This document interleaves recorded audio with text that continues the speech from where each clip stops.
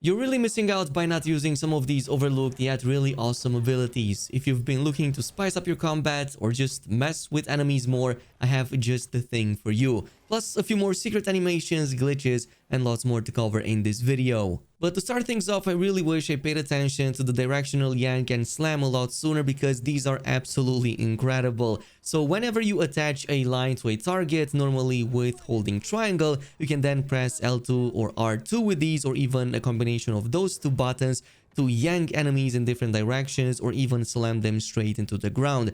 Especially on rooftops, or if there's any environments with a ton of hazards, you can direct enemies to fall to their doom or slam into other enemies or even other environmental hazards. Plus, it's very fun to look at and it clears groups of enemies very fast. The yank can even work multiple times on the same target.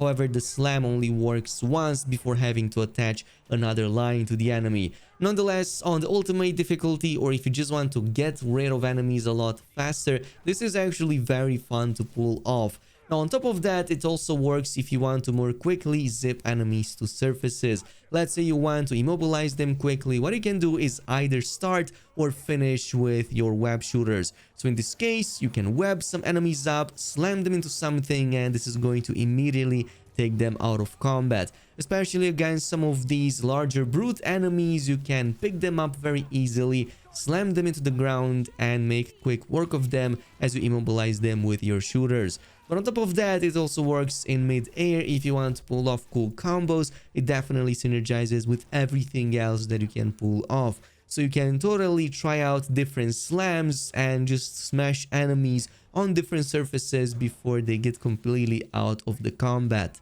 And what I noticed is that many times enemies that tend to parry you a lot or escape your attacks don't do the same with these yank attacks, so you can essentially use them to more easily take control over your enemies and just deal with entire groups a lot easier.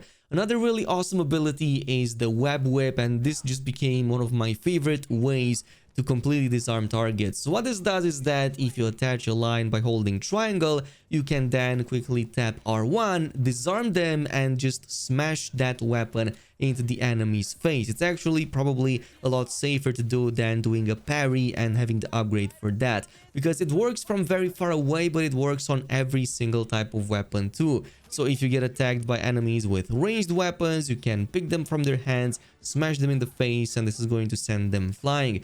It also works on the hunters with the double daggers, so if you ever had any trouble with them, you can just take them out of their hand, smash them in the face, and then deal with them the normal way. But my favorite is that it also fully works on shields, even if the enemies protect against it, so you can quickly take up their defenses, and now they are completely open to all of your attacks.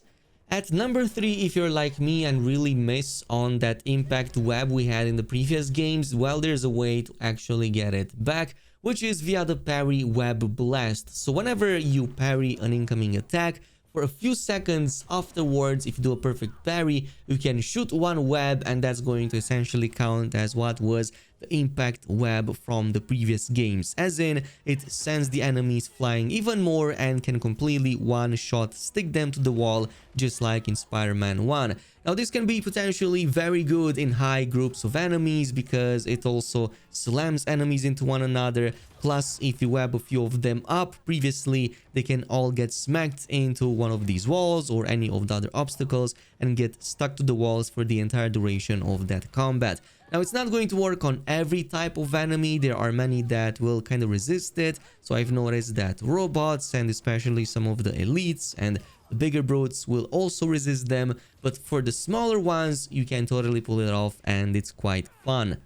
And speaking of parries, you can actually do that to completely abuse these poor Giga Symbiotes to essentially constantly interrupt them. So whenever you interrupt them first, you have 3 attacks you can squeeze in before on the 4th one they retaliate with an attack on their own. And if you don't prepare a parry, you can get hit by surprise and thrown back. However, if you just do a quick parry on the 3rd, follow up with a 4th attack, you're going to essentially catch them on that attack continuously as you quickly perform these attacks against them.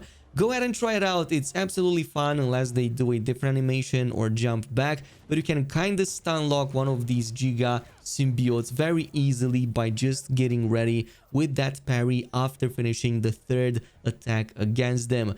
And speaking of the symbiotes, some of the coolest and most rare takedown animations happen against them. There was one that I only noticed 2 times. So this is against some of these larger brutes, in which Peter basically goes behind them and then charges a very quick hit from behind that completely rips out the human out of that large symbiote's body. One of my favorite by far in the entire game.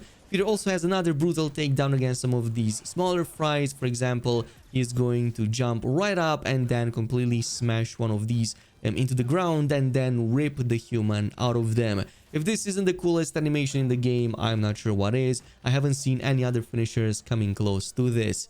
But let's keep on going, and if you ever fought some of these Craven robot enemies, especially the dog ones, are very annoying because they can do this high intensity ping that will completely disable all of your abilities, including the gadgets, but for some reason also the symbiote powers or even the venom powers, depending if you play with Peter or Miles.